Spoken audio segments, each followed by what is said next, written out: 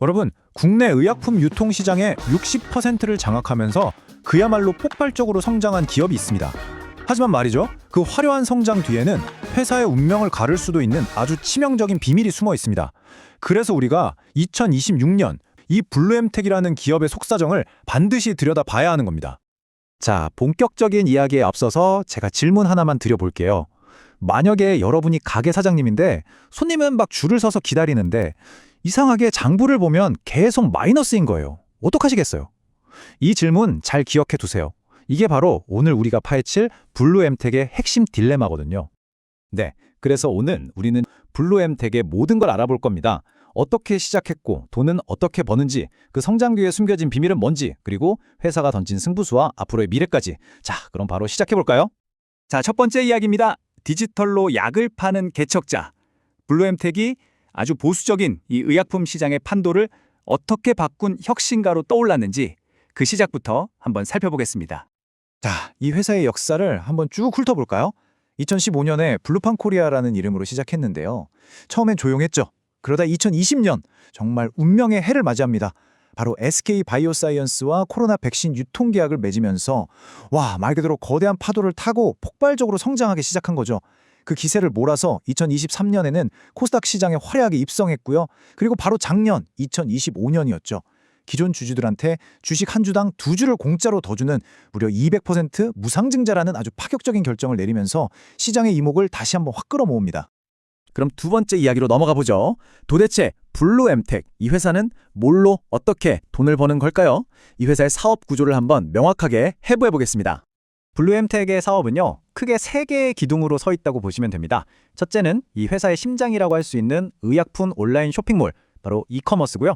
둘째는 AI 기술을 접목한 헬스케어 IT 플랫폼, 그리고 마지막으로 의약품을 안전하게 배송하는 콜드체인 물류와 마케팅 사업, 이렇게 3가지입니다. 매출 비중을 보면 이 구조가 더 확실하게 보입니다. 자, 보세요.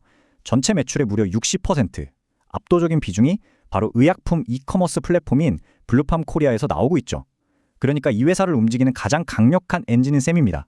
그리고 그 뒤를 IT 플랫폼과 물류 사업이 든든하게 받쳐주는 그런 구조인 거죠. 여러분, 이 60%라는 숫자 정말 중요합니다. 이게 단순히 매출 비중만 뜻하는 게 아니에요. 블루엠텍이 우리나라 병의원을 대상으로 하는 온라인 의약품 유통시장에서 차지하고 있는 그야말로 압도적인 시장 점유율이거든요. 자, 이제 이야기의 클라이맥스로 접어듭니다. 지금까지 우리는 정말 눈부신 성장을 봤잖아요. 하지만 지금부터는요, 그 화려한 재무제표 뒤에 감춰져 있던 아주 놀라운 역설을 마주하게 될 겁니다. 우선 이 그래프부터 보시죠. 정말 경이로운 성장세 아닙니까? 2019년에 77억 원이었던 매출이요, 2023년에는 1139억, 그리고 2024년엔 1520억 원으로 그냥 수직 상승을 해버립니다. 불과 5년 만에 매출이 거의 20배 가까이 폭증한 거예요. 그야말로 시장을 집어삼킬 듯한 기세였죠. 그런데 말입니다. 바로 다음 장에서 우리는 정말 충격적인 현실과 딱 마주하게 됩니다. 매출이 저렇게 폭발하는 동안 정작 벌어들인 돈, 즉 영업이익은 오히려 적자로 돌아섰고 그 손실폭은 해가 갈수록 점점 더 커지고 있다는 사실이죠. 2024년에는 무려 53억 원의 영업 손실을 기록했습니다. 이게 바로 성장의 덫이라고 불리는 건데요. 아까 제가 맨 처음에 드렸던 질문 기억나시죠? 손님은 넘치는데 돈은 못 버는 가게. 바로 블루엠텍의 이야기였던 겁니다. 실제 재무 지표들을 보면 이 상황이 얼마나 심각한지 그대로 드러납니다. 2024년 기준으로 부채 비율이 100%다? 이건 회사가 가진 자기 돈만큼 빚도 똑같이 있다는 뜻이에요. 근데 더 심각한 건 바로 마이너스를 기록하고 있는 ROE와 ROA입니다. 열심히 사업을 굴렸는데 이익은커녕 오히려 돈을 까먹고 있다는 명백한 증거인 셈이죠. 한마디로 재무 건강에 빨간불이 제대로 켜진 겁니다. 자, 그럼 네 번째 이야기입니다.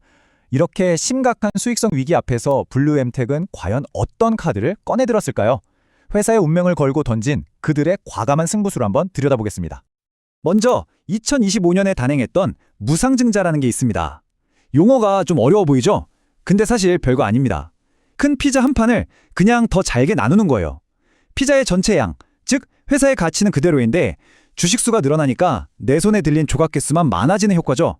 거래를 좀 더 활발하게 만들려는 일종의 주주 친화 정책이라고 볼 수 있습니다. 하지만 이건 약간 기술적인 거고요. 더 근본적인 해결책은 바로 이겁니다. 회사는 크게 2가지 방향으로 승부수를 던졌어요. 첫째, 기존에 팔던 이익이 별로 안 남는 상품들 대신에 요즘 전 세계적으로 난리죠. 비만 치료제, 위고비나 콜레스테롤 신약, 렉비오처럼 마진이 높은 제품 유통에 집중하기 시작한 겁니다. 둘째, 블루닥이나 블루피드처럼 아예 새로운 IT 서비스를 만들어서 새로운 돈벌이를 찾아 나선 거죠. 자, 드디어 마지막 이야기입니다. 이런 전략들이 지금 막 실행되고 있는데요. 과연 블루엠텍 앞에는 어떤 미래가 펼쳐질까요? 장미필 미래와 가시밭길, 그 두 갈래 가능성을 모두 점검해 보겠습니다. 한쪽에는 온라인 시장 자체가 계속 커지고 있다는 점, 그리고 고마진 신제품과 압도적인 시장 지배력이라는 아주 강력한 무기들이 있습니다. 하지만 반대편에는 고질적인 저수익 구조, 나빠진 재무 상태, 그리고 점점 더 치열해지는 경쟁이라는 아주 무거운 족쇄가 채워져 있는 거죠. 자, 이걸 바탕으로 우리는 앞으로의 미래를 세 가지 시나리오로 그려볼 수 있습니다. 가장 좋은 시나리오는요, 고마진 제품 전략이 대성공을 거둬서 2026년 바로 올해 흑자 전환에 성공하는 겁니다. 이 가능성을 약 25% 정도로 보고 있습니다. 반대로 최악의 경우는 성장세마저 꺾이면서 손실이 계속되는 상황인데 이 역시 25%의 가능성이 있죠. 그리고 가장 확률이 높은 50%의 시나리오는요, 점진적으로 손실폭은 줄여나가겠지만 뭔가 뚜렷한 반전을 만들진 못하고 지금 상태를 유지하는 겁니다. 결국 블루엠텍의 미래는 이 질문 하나로 요약될 것 같습니다. 폭발적인 성장과 안정적인 수익, 과연 이 두 마리 토끼를 모두 잡는 기적을 만들어낼 수 있을까요? 회사가 던진 승부수가 과연 시장에 통할지 모두가 지금 숨죽여 지켜보고 있습니다. 이 기업에 대한 여러분의 생각을 댓글로 남겨주세요. 투자는 항상 신중하게 접근해야 하고 그 결정과 책임은 여러분 각자에게 있습니다. 오늘 이야기가 유익하셨다면 앞으로도 계속될 흥미로운 기업 분석을 놓치지 않도록 구독과 좋아요 부탁드립니다. 다음 시간에 더 흥미로운 이야기로 다시 찾아뵙겠습니다. 감사합니다.